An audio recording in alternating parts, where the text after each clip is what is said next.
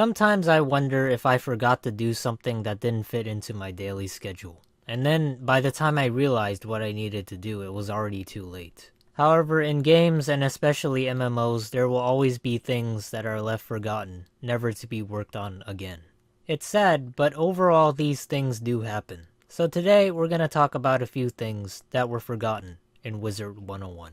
One-shot gauntlets were the only way to replay old bosses at a higher level. Think of it as a new game plus for RPGs, except with new mechanics. I've actually talked about the idea of having a hard mode for the final bosses of the worlds in a past video, and I think it ties into this. An extension to the one-shot gauntlets could be that instead of the gauntlets, you would have a harder dungeon.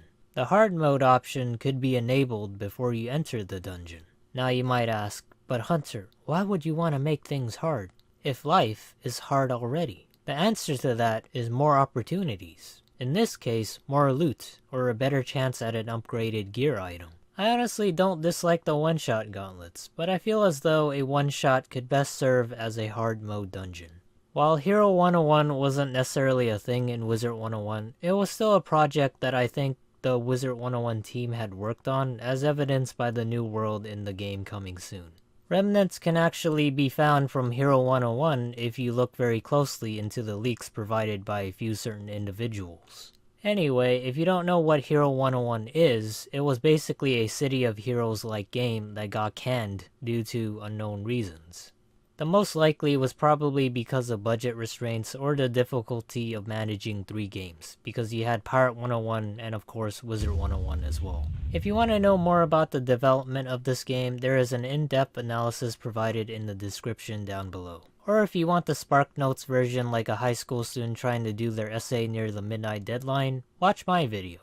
A long while ago, there were these plants that were called Ultra plants. They can be harvested from other plants and gotten from enemies in the game. It was essentially a super soldier plant, with the rewards from harvesting to boot. In this case, it kinda looked like a Pokemon that mega evolved into this cybernetic looking monstrosity. What the fuck even is this? Looks great. We need more of these. I'm not sure what happened to them. They kinda stopped making more ultra variations of plants after the first test subjects were released. It's been quite a long time since we've had music players of all the worlds. To my knowledge, there are only 8 types of music players, each representing a world. If you don't know what they are sort of like mini record players that play music scrolls instead of vinyl records. What is great about them was not only the design, but you didn't really have to pay with real money. Instead, you had to craft them by gathering ingredients from an event. It really wasn't tedious either. I know, shocking, huh? Speaking of events, when was the last time there was a new fun story-based event in Wizard 101? Sure, there's something called the Decathlon, but there isn't a story there necessarily. There isn't any substance. It feels like you have a Thanksgiving dinner and it's all bones, with no meat whatsoever. In the 5 boxes event, you could have earned a ton of really nice furniture, and even a mount.